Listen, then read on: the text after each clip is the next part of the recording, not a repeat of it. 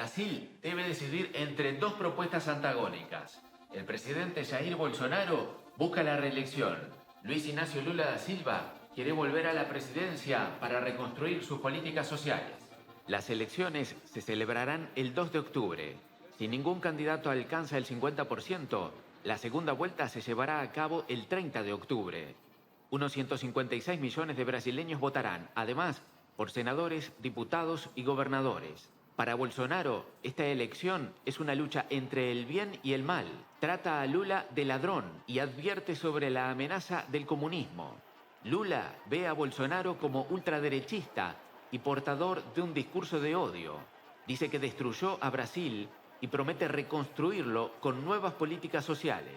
La campaña está polarizada. Pese a que son 12 los candidatos a la presidencia, 3 de cada 4 electores dice que votará por Lula o Bolsonaro. El tercer candidato mejor posicionado es el laborista Ciro Gomes, que no llega al 10%.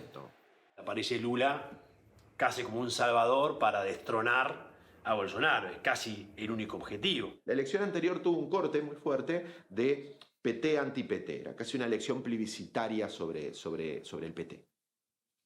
Y Lula está tratando de colocar otro corte que está vinculado a una discusión sobre el proyecto político, no solo de Bolsonaro, sino del bolsonarismo, ¿no? Que dice, bueno, este es el momento de agruparnos con los divergentes para poder enfrentar a los antagónicos.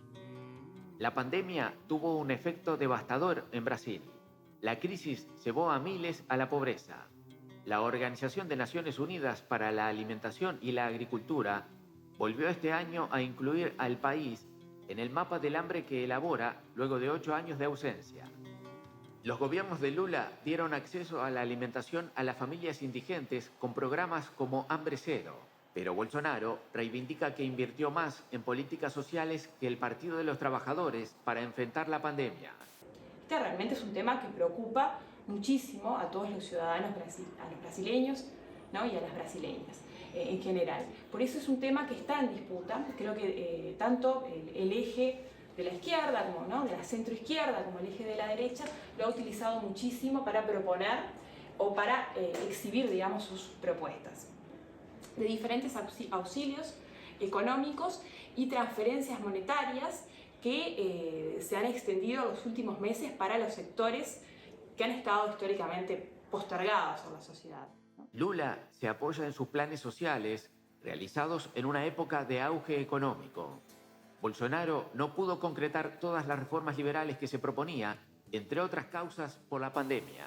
Ha tenido ciertos, diría que, algunos hechos positivos en política interna, especialmente en toda su, lo que tiene que ver con el ataque al hambre, por supuesto, y a la pobreza en Brasil, que todavía está presente y hay que combatirla. Pero bueno, allí con los planes sociales muy conocidos ha logrado también en su primera etapa resultados bastante concretos en términos económicos, y ha logrado acompañar una transformación agroindustrial en Brasil muy potente. Gran parte de la agenda que Bolsonaro intentó en clave liberalizante de Brasil, no logró pasarla totalmente, ¿no? Y bueno, el efecto de la pandemia fue un efecto muy fuerte también sobre el gobierno brasileño. Lula recuperó sus derechos políticos en marzo de 2021, luego de haber pasado 580 días preso. El Supremo Tribunal Federal anuló sus condenas por corrupción por criterios técnicos formales. Había sido condenado por estar involucrado en casos de desvío de dinero de Petrobras. Lula reivindica su inocencia. Para Bolsonaro y sus seguidores, el expresidente es sinónimo de corrupción. Y después tuvo los hechos de corrupción que todo el mundo conoce, a los cuales finalmente fue absuelto, pero que son ese punto negativo, por supuesto, porque no es solo la intervención que haya podido tener Lula en ese asunto, sino el hecho de corrupción tan grande que tuvo Brasil en todo ese periodo, Si uno ve, por ejemplo, el último debate, va a encontrar que Lula trata de responder, pero es un lugar en el que Lula queda en el corset. Una cosa es que de acuerdo a la justicia esté limpio, esté absuelto, y otra bien distinta es cuál es la opinión de la población vinculada a los hechos de corrupción en Brasil. Uno se podría preguntar por qué vuelve. Y debe existir algo personal en ese sentido, ¿no? De querer recuperar su imagen como líder. El sistema de partidos políticos está atomizado. Los votos de cada candidato a la presidencia no necesariamente se reflejan en el Parlamento. A nivel nacional, un partido puede tener, por ejemplo, 50, 51, 52% de los votos, pero eso no se expresa en el Parlamento, justamente porque la elección está determinada por las jurisdicciones estaduales y no existe la proporcionalidad acorde con los partidos. Es fundamental para Lula controlar un tercio de la Cámara. Controlar un tercio de la Cámara implica tener estabilidad, impedir tener un impeachment, y crecer sobre ese tercio es la posibilidad de salir a negociar las formas de construir acuerdos. Y eso hace que tengamos una coalición necesaria para poder llegar al gobierno nacional, ¿no? Que los partidos tengan que aliarse para poder llegar a la presidencia, y además, cuando llegan al gobierno, tengan que formar otra coalición, que es una coalición para poder gobernar y tener gobernabilidad dentro del Parlamento.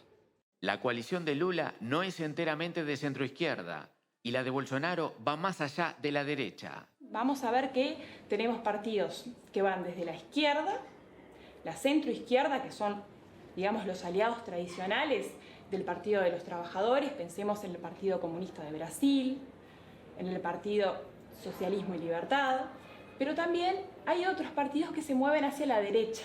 Y esto realmente, pensando en el sistema político de Brasil, es muy necesario para, en un momento posterior, tener la posibilidad de aprobar proyectos tanto en la Cámara de Diputados como en la Cámara de Senadores. Así como Bolsonaro lo tiene con un sector, Lula lo tiene con otro. Bolsonaro vota mejor entre los evangélicos y vota mejor en el sudeste brasileño más rico, y Lula vota mejor en el nordeste, vota mejor entre los pobres y vota mejor entre los afrodescendientes. Bolsonaro ha cuestionado el sistema de voto electrónico y sembró dudas al decir que aceptará el resultado de las elecciones solo si son limpias y transparentes.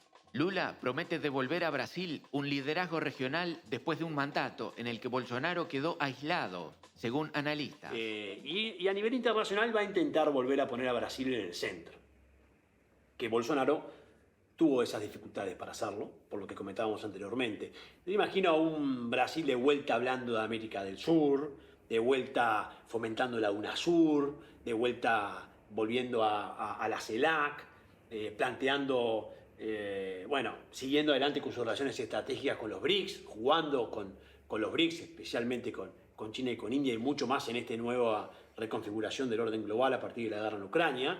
Una política que va a seguir estando de vuelta fomentada por estar sentado en los lugares donde se toman las decisiones, ¿no? Con un núcleo de partidos y una propuesta programática que vuelve a retomar las ideas de la importancia de la región como un espacio de coordinación política, de proyección, con una revalorización de los instrumentos regionales de cooperación política, de regionalismo y de integración regional, con un plan donde, si uno lee el programa del PT, ve algunas cosas, parece venir la política industrial nuevamente bajo de este asunto, vuelve a aparecer una mirada de desarrollo en una clave donde la posibilidad de una apertura de un país de la región en relación a China se vería de una forma bastante más cauta. La campaña se ha visto empañada por hechos de violencia.